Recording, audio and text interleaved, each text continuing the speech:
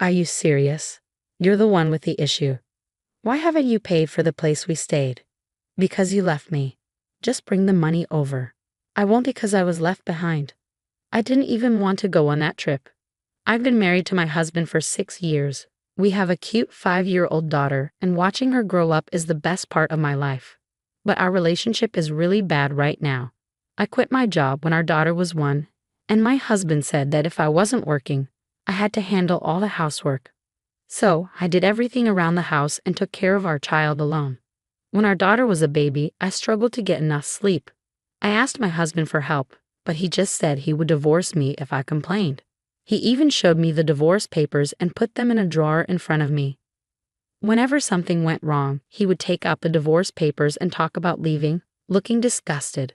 My mother-in-law, who raised him, is just like him. She's always popping in unannounced, opening the fridge without asking, and eating my son's yogurt.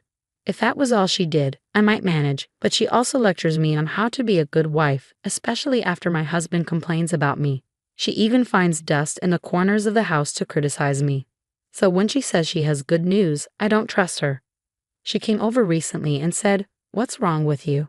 You should be happier about my good news. You're really not nice. My son is right." "What's the news?" "We're going on a trip." "Really? Where to?" "It's your job, since you're not working, to figure that out." "What do you mean?" "Seriously, you're not very bright, are you?" "It's unfortunate. I have a surprise for my son, who works so hard." "A surprise?" "Yes, let's all help him relax. The thing is, my mother-in-law wants to go on a trip with her son, but doesn't want to pay for it. So she thought she'd invite me and our daughter too, hoping I'll cover the costs." "Who would want to go on such a trip?" "I definitely don't, and we can't afford it anyway. Let's make it an amazing trip." I never agreed to go. I need some time to think. I ended the conversation with my mother-in-law, feeling unsure about what to do. When my husband came home that night, he was clearly upset. I could tell why. My mother-in-law must have told him what happened. "I heard you went against my mother today." "I was just being honest." "What? Are you saying we can't take her on vacation?" "Exactly. We don't have the money for it." My mother-in-law said it was a surprise and had already told my husband about the trip. "What's the surprise in this?" "If we're having money problems, it's your fault." "How can I manage what we don't have?" "Are you saying I don't make enough money?" "Well, it's not much." "Are you kidding me? Anyway, I'm definitely going on this trip. You have to plan everything. If you can't, we're getting a divorce." I might as well get a divorce now, but I'm worried about what my daughter will think. That's my only concern. In the end, I had to find a hotel, even though I wasn't sure about the trip. After talking to my husband, my mother-in-law started making very specific demands. She wanted a room with an open-air bathtub and the best meals, among other things. I wondered how much it would cost to meet her demands, but I knew if I didn't, she'd make sarcastic comments. So I decided to go ahead and meet her requests, even if it was shameless. I managed to get everything she wanted. When she found out, she was still very tense and irritated, and said something I couldn't really understand. "It's because I suggested everything to her. Without my mom, you wouldn't have gotten the place." My husband started lecturing me as usual during dinner. After 4 years of this, I was used to it and just let him go on. The one good thing was that he didn't make sarcastic remarks in front of our daughter, probably because he didn't want to show that side of himself to her. On the day of the trip, I was driving. I rented the car and was behind the wheel. My husband was just sitting in the passenger seat like he owned the car, and my mother-in-law was in the back, not paying any attention to our daughter. Instead, she was talking to herself about souvenirs. I had been driving all morning, and neither my husband nor my mother-in-law offered to help. I wasn't allowed to take a break, so we finally stopped at a rest area when my daughter needed to use the bathroom. I quickly took her to the restroom and rushed back to the car, but it was gone. I drove around the parking lot, panicking, but the car was nowhere in sight. I called my husband, but there was no answer, so I called my mother-in-law. "You guys took too long," my mother-in-law said with a laugh. "We left you behind."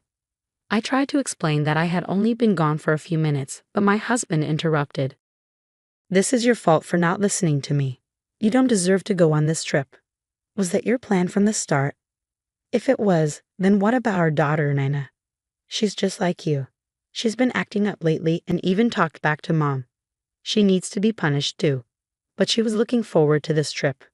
I'll reconsider when you both apologize. If you understand, you can go home now. My husband hung up the phone. So what do we do now? It's a long way home. Mom, are you okay? Did Dad and Grandma leave us? I guess so. They're so mean, aren't they? Yeah, they are. Are we going home? Yeah, but I know you were looking forward to this trip. But I only wanted to go because I was with you, Mom. If we're going home, I want to go home too. Then let's have an adventure together. An adventure? My daughter's happy smile lifted my spirits. I called my friend Lisa, who lives nearby, and explained what happened. She quickly came to pick us up and take us home. Hey, what are you going to do? My friend waited until my daughter was asleep before she started talking. I think I'm going to get a divorce. That's good. You've put up with a lot. Yeah, and I don't want to stay married to someone who treats our daughter badly. I signed the divorce papers and asked Lisa to be a witness. My mother-in-law was already listed as another witness, so I could file the papers right away. 3 days after we got home, my phone rang right after I dropped my daughter off at kindergarten. You've got to be kidding me. You're the one with the problem. Why haven't you paid for the accommodation? Because you're the one who left me. You should have paid in advance. Oh, really? And why does the hotel cost $6,000? That's because we had to meet all of your mother's demands. Come over here with the money as soon as possible. I'm not going to. I'm the one who was left behind, and I didn't even want to go on that trip. You and your mother enjoyed yourselves, so why don't you split the costs? That's $3,000 each. At that moment, I heard a woman's voice on the other end of the line. It's time for you to pay. If you don't, I'll call the police. No problem, my wife will pay. She's on her way here right now. Where is your wife now? At home. I checked your address, and it seems like you're far from there. You left her at the service area and now expect her to come just to pay. Excuse me? Your wife and I have been friends since high school. I was the one who picked up your wife and daughter from the service area. I asked my old friend for help with this trip.